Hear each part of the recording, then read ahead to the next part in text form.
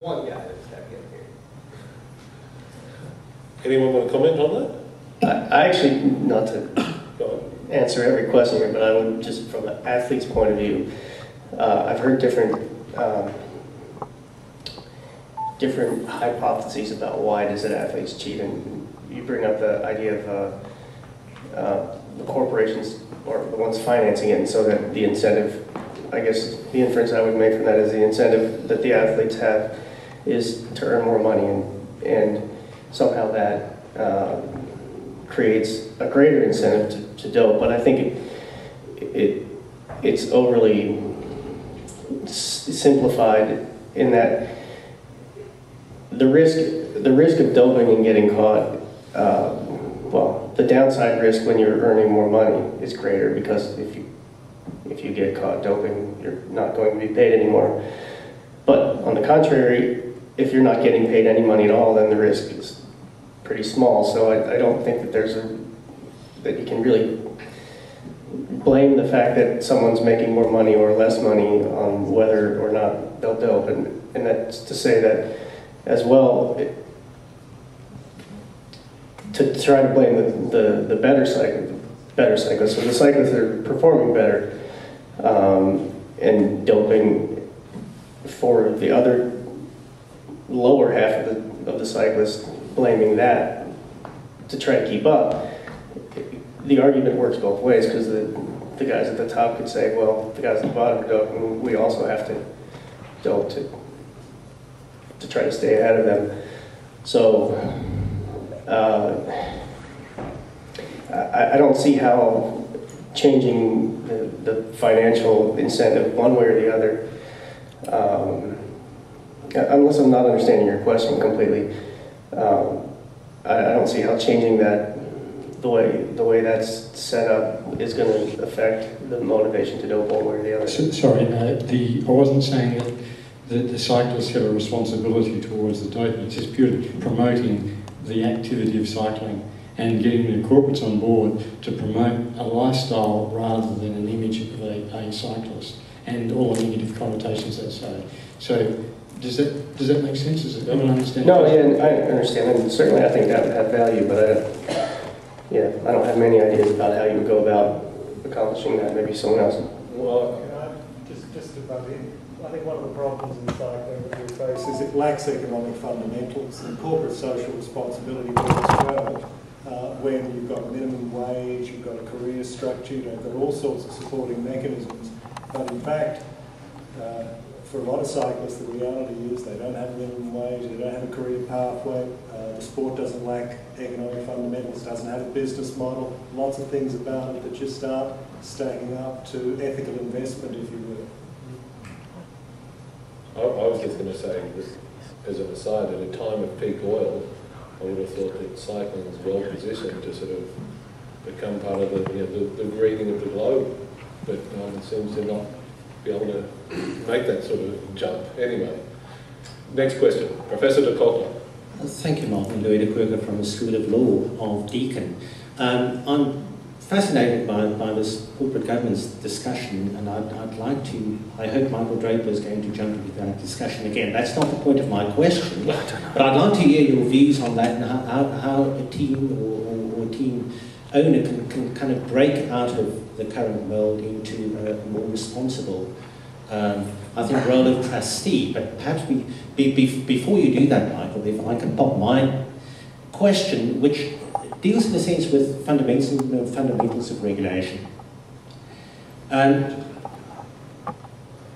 I've listened with astonishment to, in a sense, perhaps an overzealous attempt to enforce the rules, ending up in unfairness, thereby feeding the actual problem that the system is trying to beat.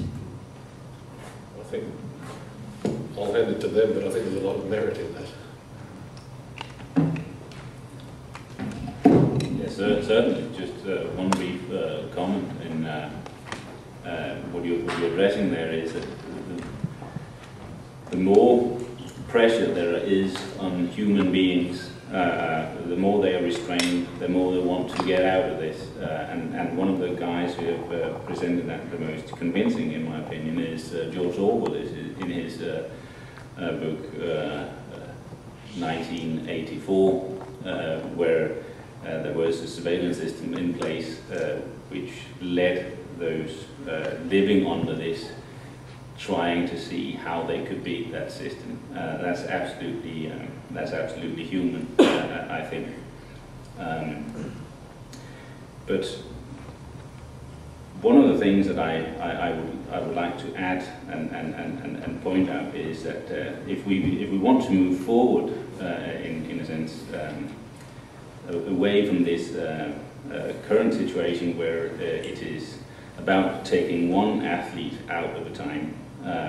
And I know that we are now talking utopia and WADA aside and all that, because there are these strong things, regulations in place in the real world. But if we should think out of the box of a way to move forward, was actually to say that it is not individuals who are doping, and therefore there is no reason to talk about an athlete as the one who's doped, but it should be addressed as the team, so that if we have a positive, then that positive test was targeted a team, and the guy who is responsible for that team is the sports director. And if we could make it a 3-strike out of sports directors, then they had to close their teams if they had 3 strikes within their team. Then perhaps that would make them consider who to sign with in the first place, and also give an incentive to the riders to persuade them to stay away from doping. I think that is such sort of radical thinking that is necessary if we should out of this current mess. Perhaps it has no chance in the real world, but at least it's the best thinking I have so far come across in this topic. Just a comment. I don't know if people realise, but I first began working in anti-doping research when there was no blood test at all for EPO, and essentially my mindset has always been, this is the problem, find a test to fix it, because especially early on I believed, perhaps naively now, that if we could develop tests for everything, then it would stop. And it's confronting for me to hear you say that perhaps I'm actually part of the problem, and I accept there's probably an element there, because my thought process is that when we had a blood test for EPO, we could make it better by bringing in the off score and looking for changes in the off score. And that's really the seed for the parts score. And now today, I'm sort of making some, sometimes deliberately provocative, but I think they have some merit, suggestions that it's going even further and sort of tightening the screws more and more. And I acknowledge that in tightening those screws, the perception of the riders at the moment seems to be, well, it's unfair what you're doing. And perhaps that is encouraging them to see, well, it's not fair, I'm going to find a way around it, and actually I don't feel so bad because the rules aren't fair. So I take the point. Professor